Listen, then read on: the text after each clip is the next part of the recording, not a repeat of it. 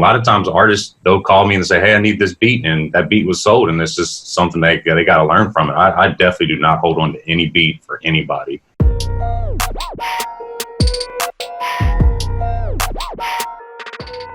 What's going down? It's the Music Entrepreneur Club podcast. This is episode 72. I can't believe that I remember that, but Dame gave me explicit job descriptions, which entailed never forgetting an episode number. So I'm taking that very seriously. I gave him the job description of keeping his beard trimmed and clean looking. So he's doing his part. I'm doing my part. This is the Music Entrepreneur Club podcast powered by BeatStars. We actually have a special guest today. His name is Trakksounds. I don't believe I've ever had a video like this. Is the club. We've been knowing each other for years, but I think this is like the realest sort of interaction we've had so far. Is that correct? Probably so. Yeah, the power of the internet and music is crazy, but we've known each other for years, but haven't had too many prolonged face-to-face interactions like this too, so pretty dope. Yeah, I'm not one of those people that just like FaceTimes my social media friends. I mean, a lot of people do that. I don't know. Another topic for another podcast. So there's a lot of stuff we want to cover. We want to talk about producers hoarding beats or keeping beats on reserve at an artist's behest. I want to talk about a whole bunch of stuff in the producer community, but first, Dame wants to piss everyone off. We want to talk about this new Spotify thing that's going on, and there's a lot of controversy and a lot of confusion surrounding it. So, all right, Dame, clarify it for us all, because I don't understand it yet. Yeah, no, I don't know if I can clarify everything because I don't have all the details, but essentially Spotify has a new plan that is offering to give your music a little bit more favorable boost in the algorithm if you agree to accept a lower royalty payment. Now, I'm not a lower royalty rate. Now, I'm not sure if like you agree to this and you select a few songs that you want to participate in this program and they lower your royalty rate for your whole catalog or just those songs. But I'm confused at why Spotify already, they had an opportunity to like really be like for the artists, right? Because they had tools that were accessible to independent artists, you know, before Apple Music had anything, Apple Music for artists and things like that. Like they could have positioned themselves to really be for the artists. And now obviously they're getting beat over the head because, you know, artists want them to pay them more. I just don't understand, just from a PR perspective, like why they would introduce something like this in the manner that they have when they're already kind of getting, you know, backlash for not paying artists. Like I don't understand. I would love to be on the inside to see like what their financial models look like, to see what's important to them and like pulling different levers, like what they think, how they think that changes their revenue or profit going forward. Because I mean, ultimately that's, I would imagine that's how they're making these decisions. They just, you know, what's in the best financial benefit for the company. But it just doesn't make any sense to me that they would announce it in this way. So I just wanted to get your guys' thoughts on whether or not you think artists are going to be participating in this. I think for the most part, I've seen that artists are upset, but I've seen a few artists say, yeah, I would participate in this. So what do you guys think? I mean, I think artists are already uploading music to platforms that are making money off of their uploads and not paying them a cent. I mean, SoundCloud is an example. And I think the reason that we just kind of allow that to happen is because there's no direct monetization of our songs. There are ads. I guess I don't necessarily see a difference. So that's a point in Spotify's favor. But from a PR, number one, all of this is messed up. Period. Creatives are getting screwed left and right, and this just feels like they're rubbing it in our faces. But recall when the last Spotify controversy, which was not long ago, hit the news. The CEO was cavalier is an understatement. I don't know if you recall some of the things he was saying, but I think his point was, you know, just work harder, guys. Make more music. You know, stop being a bitch, guys. So I think he just doesn't care. Honestly, he's worth a couple billion or something, or hundreds of millions of dollars. You know, I don't think he cares. He knows that Spotify's strength is in the end user experience and not necessarily the artist experience. So it's kind of one of those things where it's like either you're reaching the people, and that's something you artists can't resist, and we know it, or you're not reaching the people and you're boycotting our platform. I think it's a very weak leg to stand on, because all it's going to take is someone to come in who's like Spotify and just give a better user experience. And I think it could happen even with existing platforms. Like if Tidal finally finds some kind of unique angle to give creatives a little bit more control or perceived control, something, there might be an exodus over to Tidal. I don't know. But I think Spotify is feeling comfortable just because as far as the streaming music market share, they're on top right now. Yeah, I mean, I don't know if there's going to be an exodus over to Tidal. At the end of the day, it's about the listeners. Like, I don't, music fans, they don't really get involved in royalty rates and things like that. So, well, unless Taylor Swift tells them to. I mean, it could happen. I'm saying it could. I guess. I just don't understand. And it's interesting that you say that about Daniel Ek. I think Daniel Ek's his name.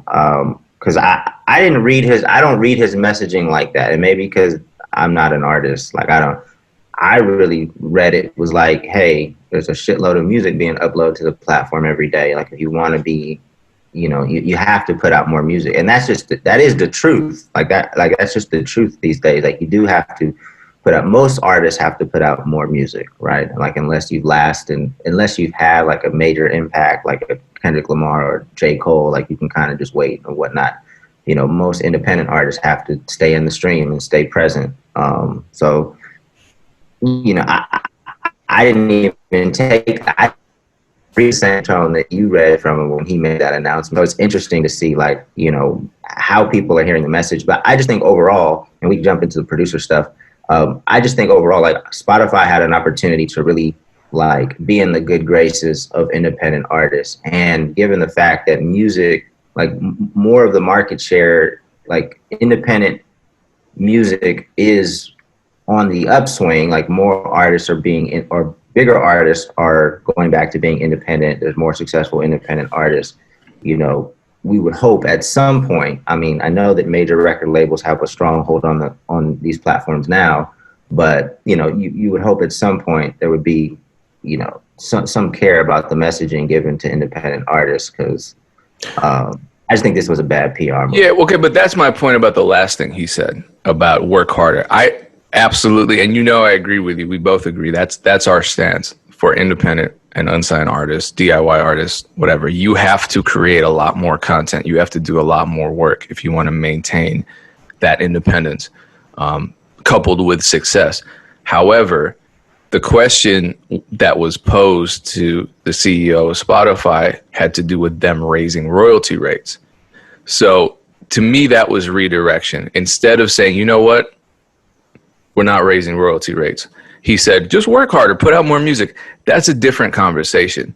And so when we're talking about his messaging to the creatives, that was another ball dropped. This is another ball dropped. And it just, those two PR mishaps, to me, missteps, whatever you want to call them, coupled together, paints this picture of him just not caring that much about his user base on the creative side. That's all I'm saying. Yeah. I mean, I mean, maybe he doesn't, I don't know the cat. So maybe he doesn't care, but I don't think it's that cold hearted. Like, I don't know. I mean, Spotify is in a different position from Amazon and Apple.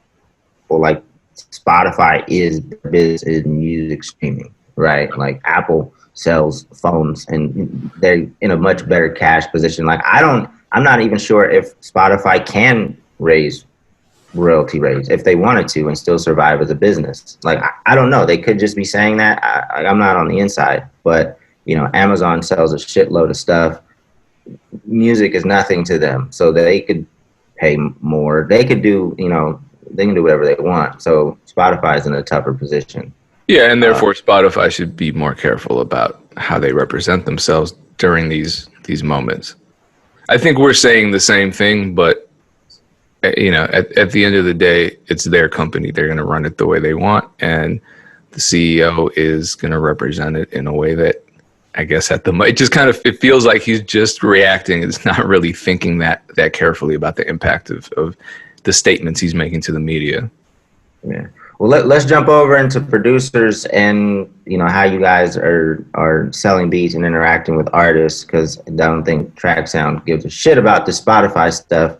I think he does, because you're from Houston, so everything there is independent, right? Yeah. Yeah, for sure. The thing I'm worried about is just everybody opting in, and then all around the Spotify royalty rate goes down. I don't know if we lost him. About that even more, is it? Yeah, I think your connection. I don't know if it's my connection or your connection, but it's freezing up a little bit. I'm gonna edit this out. Oh, he's frozen. Yeah. Oh no, he's back. I see his eyes move. It's going in and out for us. Is it?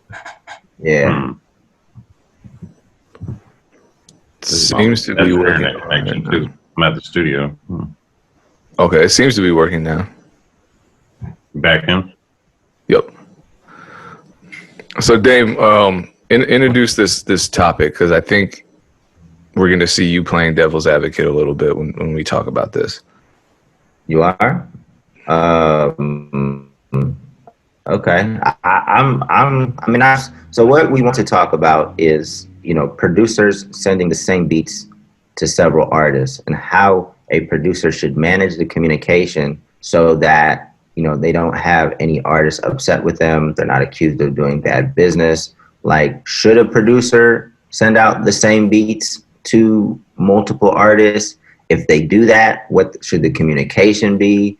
What timeliness wise, like, how do you do that? I mean, of course, you guys spend a lot of time on these beats, and, some of these artists be dragging their feet. They don't get back to you, things like that. So we just want to dive into that, so that, less artists and producers can run into these issues if the same beats are being sent out to multiple artists. So yeah, usually, I kind of try to keep a tab on beats I send to artists, especially ones that I work with more closely. And I like when, obviously everybody's favorite producer. I mean, your favorite thing is getting an answer back from artists. It's like, oh, I love this beat, I'm cutting on it. Like, that's one of the best ways to know. But a lot of times I don't hold on to beats per se. Like, I make a lot of beats, but I send out a lot of beats. And if you don't reply back, or I don't get any kind of inclination that you're even interested, then I'm not going to sit on a beat, because there's been too many times that I've actually thought that a track was going to go somewhere. I sit on it. It's one of my better tracks, or something that I think may work for another opportunity, but I didn't get anything out of it. So I usually don't hold on too much.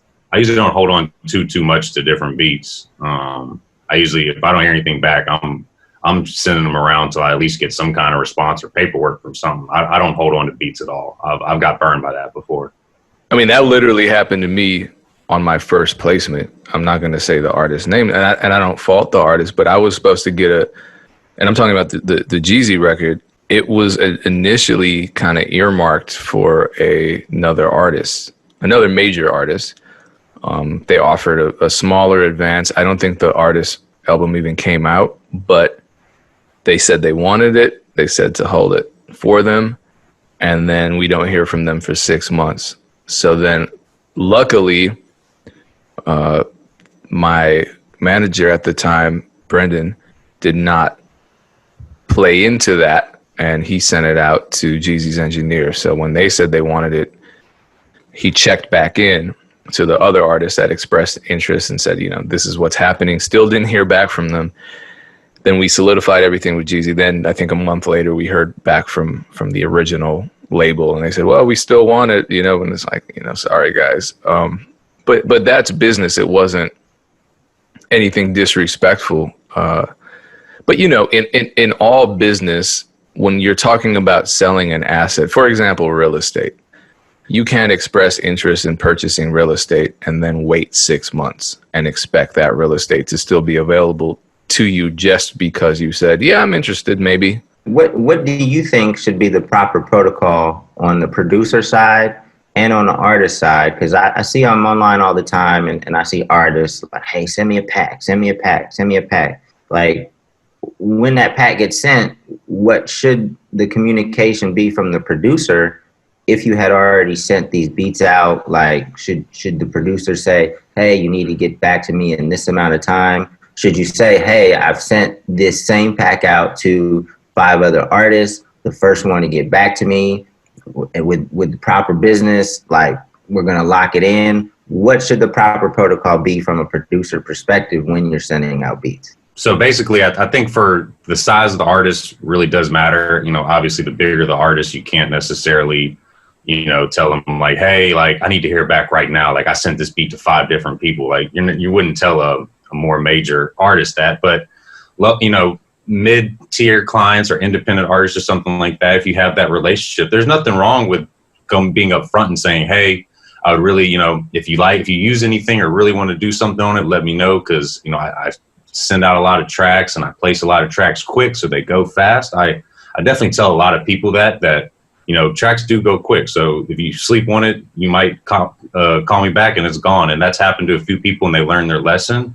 But it's one of those things that the ideal thing would be hearing back and just getting some kind of reassurance, or, you know, obviously paperwork or money. But vast majority of that time that doesn't happen. And a lot of times artists, they'll call me and say, hey, I need this beat. And that beat was sold. And it's just something they got to learn from it. I definitely do not hold on to any beat for anybody.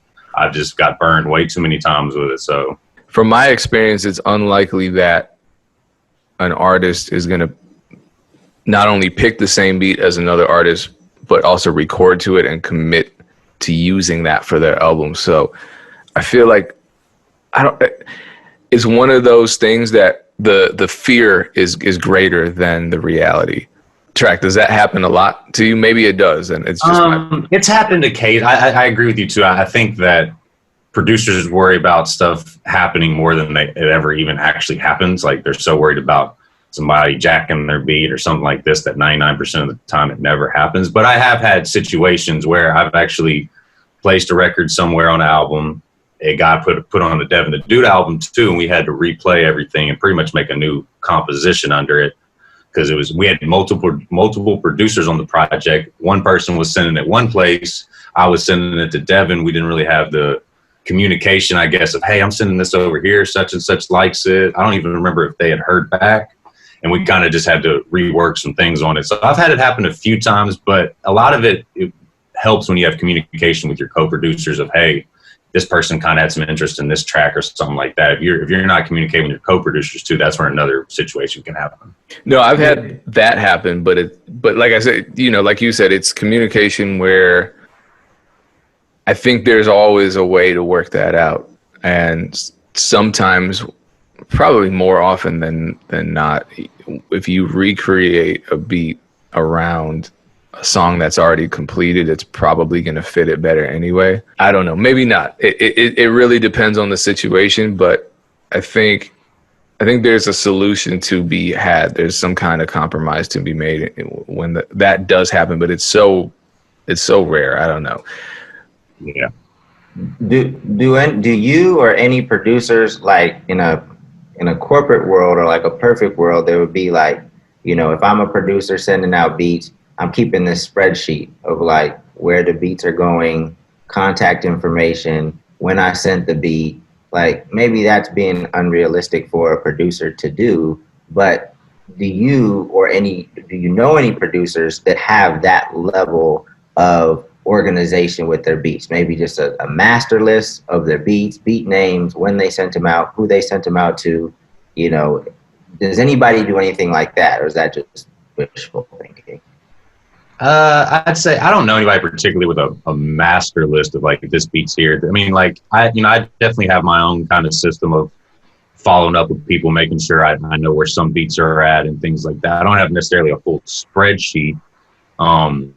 I'd say it's probably something that producers probably should pay attention more. But I make so many beats and send out so many beats and things like that sometimes it's hard to just keep up with it. Like the ones that I know have a chance of being placed, I have a folder of my beats. I usually take them out and stop sending them for the time being, especially if I have a really good feeling that something is going on with it.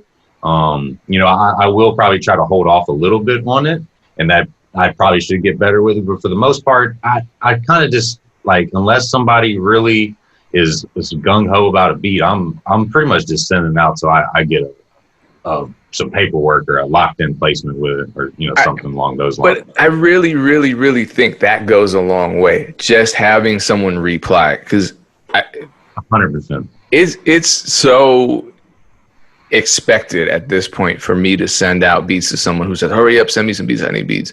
I send them and then I never hear back. Or if I do hear back, it's months later and they're saying, send me more tracks. And then you say, well, what about the other ones? Oh yeah, they're cool, I don't really know. It's like, damn, did you even listen to them? So the organization has to go both ways. And I know producers that are hyper organized to the point where they have a master list and all this other stuff. To me, I could do the same thing, but I guess I don't necessarily see the benefit if no one's committing. I could say, all right, I sent Dame this beat on April 4th, and now all of a sudden it's January. I have the master list. What am I going to do? Check in with him and say, hey, what's up? You haven't replied. I'm going through that situation right now, and this is why I'm so happy with my journey kind of taking a turn in an unexpected direction. And I'm referring to like, really getting indoctrinated with the whole BeatStars model of beat licensing, because, people license the beats and it's kind of like I don't know. It's a great compromise because they're not paying very much for them. They're using them. They can put them on all the platforms and make money, whatever. And we just kind of see what happens. And there's paperwork. Everything is immediate. You want the beat now? Cool. You with a click of a button, you get that beat right away. And I know you got it. You know you got it. There's a record of it and everything. Whereas when you're sending beats out, you don't know what the hell is going on. This artist contacted me. I'm not going to say their name or their gender. They wanted some tracks. So from scratch, I made 3 beats. Spent the whole day making these 3 beats, start to finish, sent them off. The response was cool. Not thanks, just cool. All right. I have not heard back from this person. It's been weeks. So for me, it's like, well, that's the dope thing about BeatStars, right? Like, maybe 20 years ago you make those beats and now you're just kind of sitting on them. At least you have a secondary market to, you didn't just spend the whole day and not get compensated at all if the beats they're going to sell. Well, and I don't even look at it as a secondary market now, because I like instant feedback. I like being able to upload a beat and ears and eyes are instantly on it, and the people who earnestly like the music have access to it, rather than having to go through this much longer process and ending up with nothing, on either side. The artist doesn't get a song and I don't place a beat. So, and I'm just sitting on it. And I think that's my biggest mistake. And I don't know how you feel about it, Track, but I know we've collabed a lot, and a lot of those beats are still on our hard drives, not doing a damn thing. So to me, and thank God that you joined BeatStars, because I just got to go through my old hard drive and probably rework some of my drums and then put them back on the site, because it's like we're literally sitting on real estate, to use that metaphor again. We're sitting on empty real estate. We're not renting out those buildings, and there's nothing wrong with them. People can rent them out or buy them or whatever. Why are we sitting on them?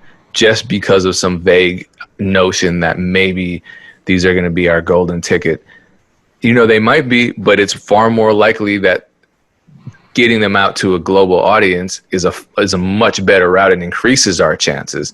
Because I think back when, and correct me if I'm wrong, I don't know what your mentality was, Track. Back when we first linked up, I feel like there was a much stronger line between industry and internet producers. And we were way more locked into the traditional mindset of placements and all that. And we didn't have the Old Town Road precedent. We didn't have the Panda precedent. I mean, these are massive hit records. And anyone and there are still people to this day saying, oh, the major rappers don't want to lease beats and blah, blah, blah. They don't want type beats. Like, come on, man.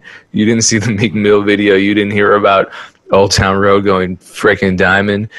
Now it's like two prongs of possibility when you drop that beat on a, whatever site you use, whether it's BeatStars or whatever. If you put it on the internet, yeah, you might license it to artists who just put it on Spotify and maybe, their fan base isn't that big yet, or you license it to someone who ends up being the next Polo G. Who knows? But all of these things have really happened. And if you're sitting on music, nothing's going to happen. Period. Nothing can your hard drive isn't going to take all the beats that are sitting on it and record music to it and release it for you.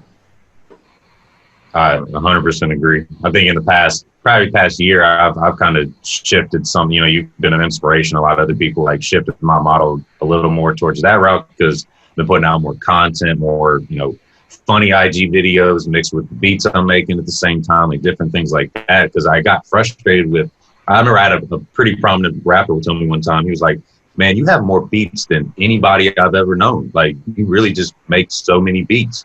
And I remember that was one thing in my head. I was like, man, I really have thousands of beats sit on my computer that I think are really good. Like, they need to be having some kind of feedback. They need to be out. They need to have some kind of chance to flourish, whether it's, even if it's getting 10 views on a YouTube video or something like that, like there's no reason why I should just be just praying and hoping that one of these artists just likes one of these 1,000 beats I make. And the other hard thing too is a lot of times you just get so caught up with making so many beats, you don't even really know, you're not getting feedback from people to know what type of beats are being successful. You may think that this type of beat is like, this is your bread and butter when you're making some other styles or some other sounds. And this might actually be something that the more general public or, more artists might actually like. If you're not getting that feedback and different things like that, you're just kind of just clicking buttons all day and in your own head. That's one thing that transitioned a lot for me is I've been getting tons more feedback. I've been seeing that people really like my R&B style beats, really like my R&B beats with live instruments and stuff. So it's something I've been focusing on more, and I've been able to kind of transition from that because I've been releasing more beats and just getting more feedback as opposed to just holding and praying that, somebody from Drake's camp really likes a beat from one I sent 3 years ago or something crazy, because the likelihood of that is so small. So how do you, because I think a lot of producers are like that. They're locked in making tons of beats. They got, probably thousands of beats on their computer, but on the marketing side, like promoting those beats, they haven't really tapped into that. Like, how do you balance the promotion versus the production? How do you guys look at that? It's it's definitely a skill that you kind of got to learn and like really focus on making sure you set up time. A lot of it comes into scheduling. A lot of producers and I myself, early on, like I'll just wake up like I'll make beats, I'll message some people, I'll do this, like I'll just do whatever. I'm just gonna make beats and figure it out. Like rappers are gonna come, artists, like it's just gonna happen. And I kind of started slowly realizing that that's just not how it works. I need to have a schedule for like, all right, I need to dedicate a few hours of marketing today. I every day I have my list of what I'm gonna accomplish that day. Whether it's all right, today I'm focused on email marketing and figuring out my Google ads or something, right? And then maybe a few hours I have set up to where I'm looking for placement opportunities and only looking for certain writers or something like that. And then it's like, all right, I have 4 or 5 hours where I'm making beats. I think the schedule and structure really helped me start to see that I need to spend, obviously production is the main thing, and having a really good product makes it so much easier to market stuff. But once I stopped putting, 10, 12 hours into beats every day and spending, about half and half between both, now I'm seeing that all these beats have places to go, and I'm, you know, making income off the beats as opposed to just sitting on my hard drive. Now I have more inspiration to make more beats, and I'm starting to feel like, all right, this is a style of beat that is generating more income or getting more, you know, views on my Instagram videos or whatever. I'm seeing that this is working, and so now I can kind of start doubling down on the marketing side of whether, you know, it's Facebook pixel retargeting that's working for me, or if it's, you know, this specific style working with these writers. This is what I'm going to do today because I know this is what's been working for me. So I think scheduling has been huge for me, and actually being a little bit more organized in what I'm doing every day. What style of Instagram video has worked for you in your brand? Like, is there a particular thing that you do for your Instagram video?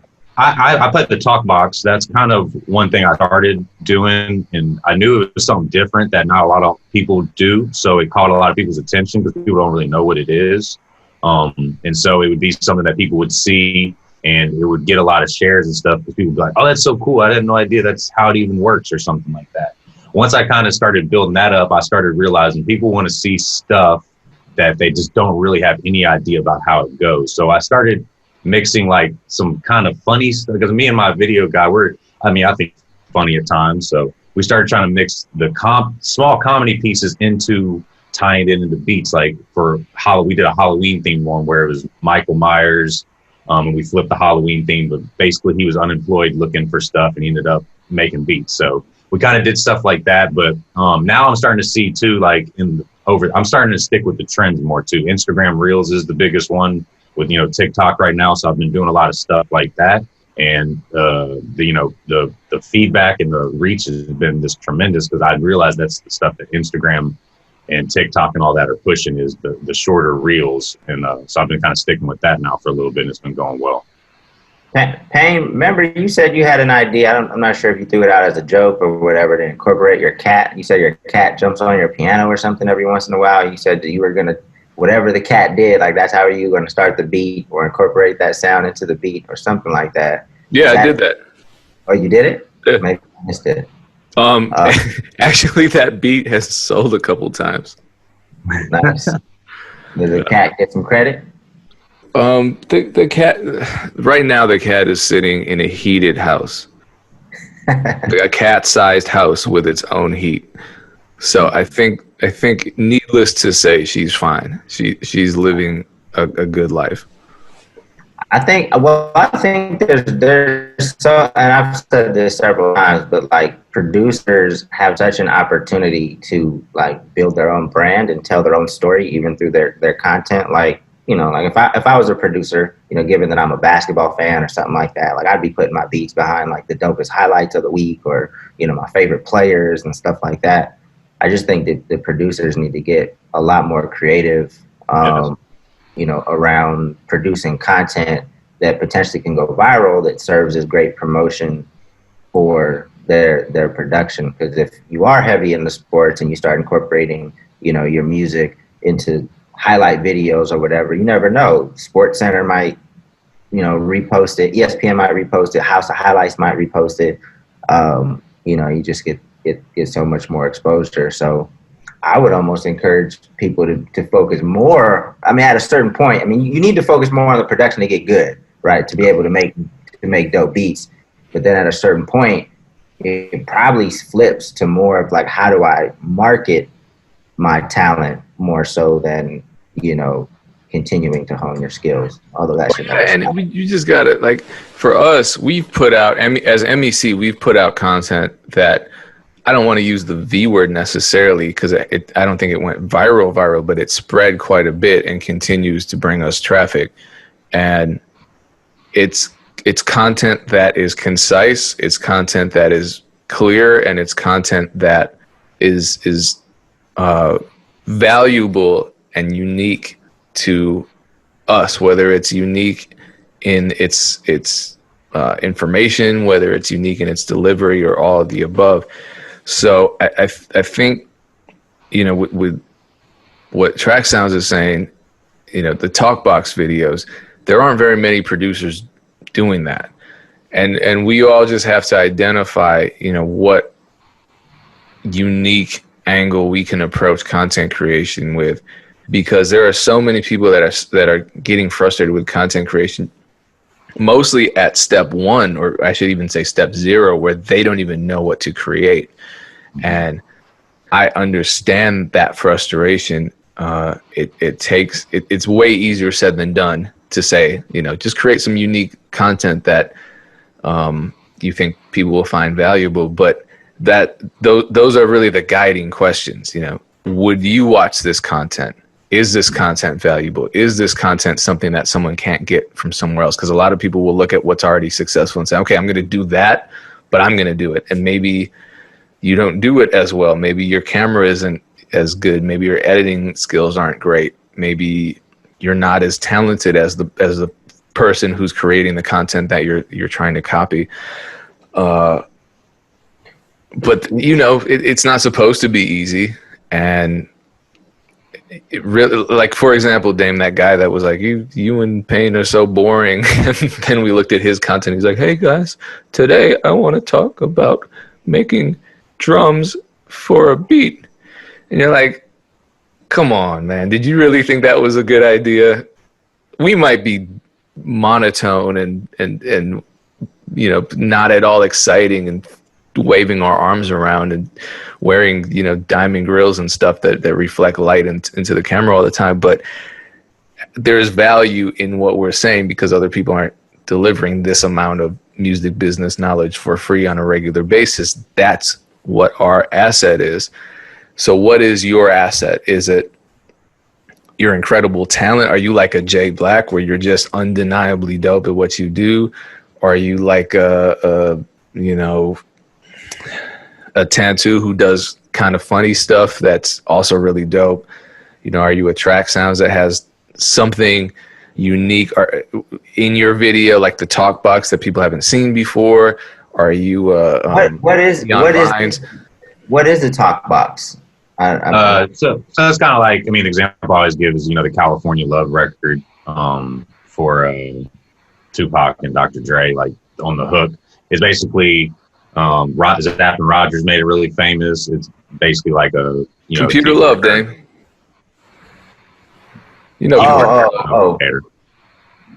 So what do you do in your videos? So I play on top of my beats and play that's like, play like an instrument, and people like, has the tube in your mouth and you play it off the keyboard. Oh, gotcha. Form words with your mouth, and people just, they don't know much about it. So, but even kind of picking off what Payne was saying earlier, talking about one thing I've been trying to do more is I've put characters in my series and stuff too. And he was talking about with this like cat earlier, like one thing I've seen a lot of people do that's successful is you make like you always have characters in your videos per se. So like, Payne One's cat keeps popping up in videos. He kind of like, people tend to expect that cat might be in there. And if he makes it like a character per se of like, oh, here's my cat again type of thing. I've seen people be successful with making stuff out of their everyday ordinary life and turning it into like a piece of like into the content. Like I said, if you have a dog, like maybe your dog's in the video, or just different things, like your dog always happens to pop up in the video or something. Like I've seen people do successful stuff with that. So that kind of just sparked earlier with me when you're talking about the cat. It's like I've seen people turn that into a whole brand, Yeah, because then maybe the cat gets popular. The cat might end up getting more popular than you, and then you start an Instagram page for the cat, and you put content on there. Now you have 2 platforms. That'd be awesome. Yeah. And to go back to the talk box thing, I think the talk box thing is really cool because everyone just thinks that a talk box is like auto-tune or a vocoder, and they're very different. And it's hard, man. I tried to use the talk box once. It's not easy. It took you some, correct me if I'm wrong, it took you some time to figure that out, because to have that damn tube in your mouth and like just to position it in the right way, and like you got to over extend your jaws and all that. It's not easy. I went to a lot of YouTube University for about a year to learn how to really get good with it. And it takes a lot. It definitely is a lot harder than I even thought when I was getting into it, because there's, it comes from the audio of the keyboard, so you have to form the words with your mouth, and it's a lot harder doing it than you realize once you actually have a tube stuck in your mouth and you're trying to not gag on it because you're trying to form the words at the same time. It's a lot going on, but yeah, and bite down on it at the same time, and you're yep. over enunciating stuff, so then the tube flies out and it's on the floor. Now you got to clean it because it's all dirty. Yeah, that's the life of a talkbox player. When you initially said Talkbox, I thought you had a content series called Talkbox. I actually follow a young kid. I follow just like a lot of just talented people because it's inspiring. But there's like a young cat who plays the piano and uses the Talkbox. Like it seems like he does it professionally, like on a professional level. And he's just super young. He's probably like 12 or something like that. So that's dope. I don't think my personal page follows you, so I gotta check that content out. For sure. Yeah. It definitely did well. I've slowed down a little bit on it, but that was something that really helped grow my page a lot. Starting out, and that was one of my like more known things. And then IG messed with their algorithm and stuff so much. I've kind of just always am trying to figure out how to stay on top of it. So now I've been on like the IG real stuff. So dope. Yeah. So speaking of Dame following you, how does everybody else follow you?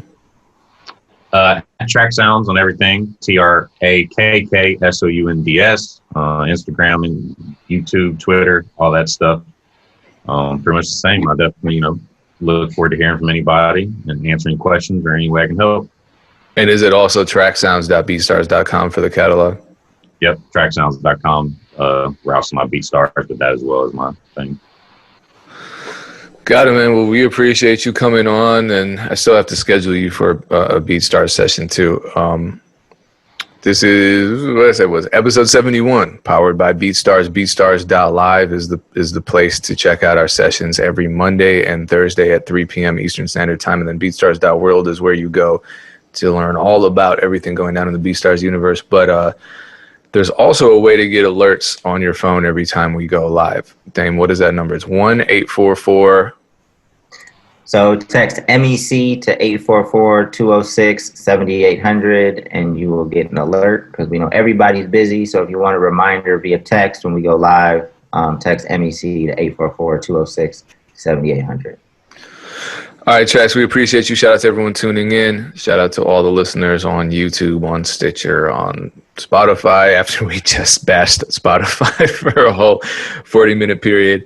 Shout out to all of you. Even Daniel said, appreciate you not deleting our podcast from your platform. Peace, everyone.